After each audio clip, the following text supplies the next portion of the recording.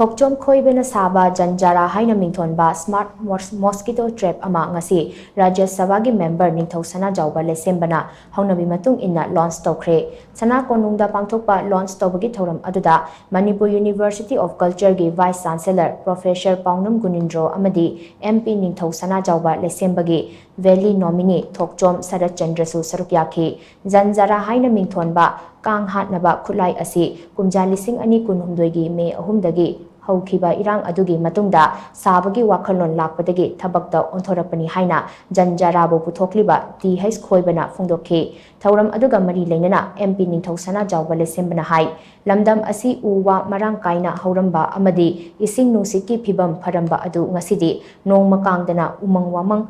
kokthorapana mahausagi khalda chauna akaiba kaya lakhle masina miyamda khudongchadaba phibam kaya mayokna hanbaga loinana hanan leiramdaba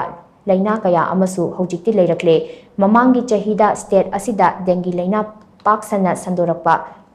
aikhoi khuding magna khangnakre chahi asidasu dengi laina lakjingai asida aikhoi punna Jackson Minabagi Tangai Padaba Chang Nalay, Dengi Nabagi Chang Wangkhatlapagi, Tanja Asida, Innovator Khoibana, Kang Hat Naba Kulai Ama Puthorapa Asi, Manipur Miyamgi Oinadi, Apaba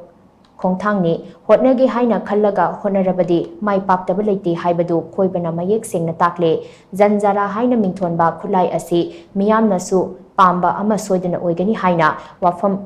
Haiba Wafam MP Ningthau Sana Jawba Lesembana Makhatana Phungdokhi.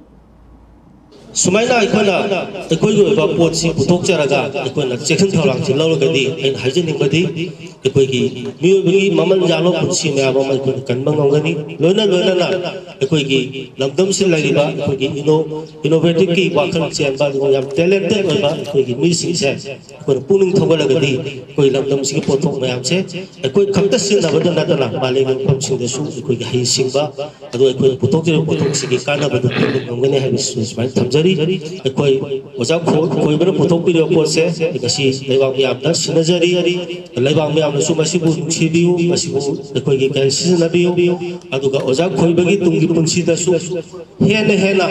ikoi gi landam si oi ba aduga indigenous ba ikoi production ikoi gi makhal gi ngasi ngasai thai bi kare si amana ikoi gi automatic oi ba amana ikoi gi oi da ba adagi ngasai fogi gi oi ba aduga machine putok pagi ma thambi kare ado matung da su sidai hena